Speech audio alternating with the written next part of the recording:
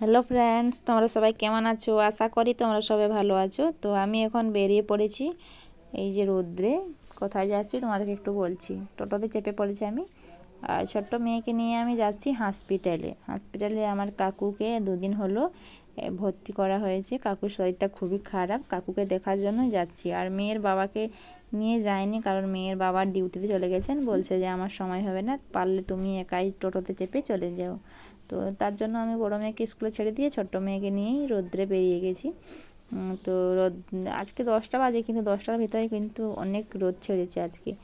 আর মেয়েকে নিয়েই বেরিয়ে গেছি সেই রোদ্রে।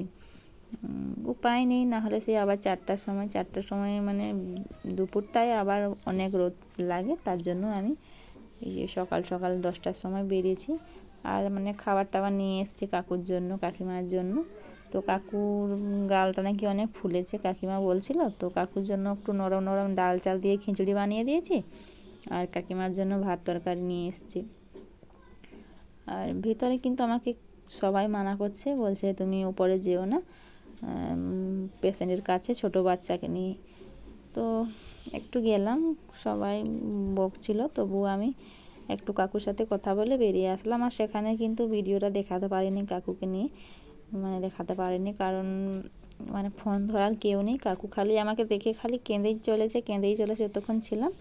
তার জন্য আমি ভিডিওটা করতে পারিনি, কাকুকে দেখাতে পারিনি। তো আমি বেরিয়ে আসলাম খুব তাড়াতাড়ি, কারণ সবাই বকছে ছোটো বাচ্চা নিয়ে তাড়াতাড়ি বেরিয়ে যাও।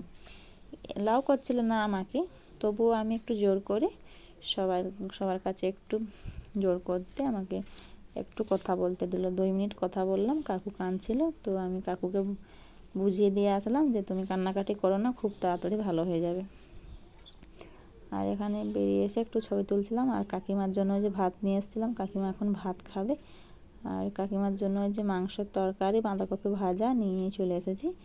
আর কিছু রান্না করতে পারিনি, খুব তাড়াতাড়ির মধ্যে 10টার ভিতরে। আর কি করবো বলো, ছোটো বাচ্চাকে নিয়ে। তার জন্য বেশি তরকারি করতে পারি না, 2টা তরকারি, ভাত আর কাকুর জন্য খিচুড়ি নিয়ে চলে এসেছি। আর আমার মেয়ে এখানে আপেল খাচ্ছে, দেখতে পাচ্ছ। কাকুর জন্য আপেল নিয়ে এসেছিলাম বাজার থেকে, সেই আপেলটা কিন্তু আমার মেয়েই খাচ্ছে, দেখতে পাচ্ছ। কাকুর জন্য নিয়ে এসেছিলাম, কাকিমা বলছে তোর মেয়েকে একটা দে। তো আমার মেয়েকে একটা দিয়েছে কাকিমা। আর এই যে আমাকেও খাওয়াচ্ছিল মেয়ে, ও খাচ্ছে আপেল আর আমাকেও খাওয়াচ্ছে। আর আমিও কিছু খাইনি, সকাল থেকে তাড়াহুড়ো করে রান্না করে কাকু কাকিমার জন্য রান্না করে নিয়ে আসলাম। আমি কিছুই খাইনি, শুধু সেই মুখ ধুয়ে একটু জল খেয়েছিলাম, আর কিছুই খাইনি। তার জন্য কাকিমাকে বলছে যে আমি আর এখানে থাকতে পারবো না, তুমি যদি যাবে আমাদের বাড়ি তাহলে চলো, চান টান করে আসবে। কাকিমা বলছে যে না, আমি যেতে পারবো না, তোর কাকুর সাথে আমাকে থাকতে হবে। তো বললাম তাহলে ঠিক আছে, আমি আবার পরে আসবো। আর আমি এখন বেরিয়ে আসলাম বাড়ি যাওয়ার জন্য।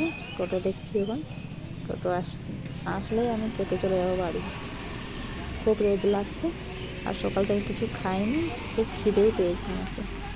তো আজকের ভিডিও এখানেই শেষ করলাম। যদি ভিডিওটা ভালো লাগে তাহলে কমেন্টে অবশ্যই জানিও। আর আমার কাকুর জন্য একটু প্রার্থনা করো, যাতে আমার কাকু খুব তাড়াতাড়ি সুস্থ হয়ে যায়, ঠিক আছে।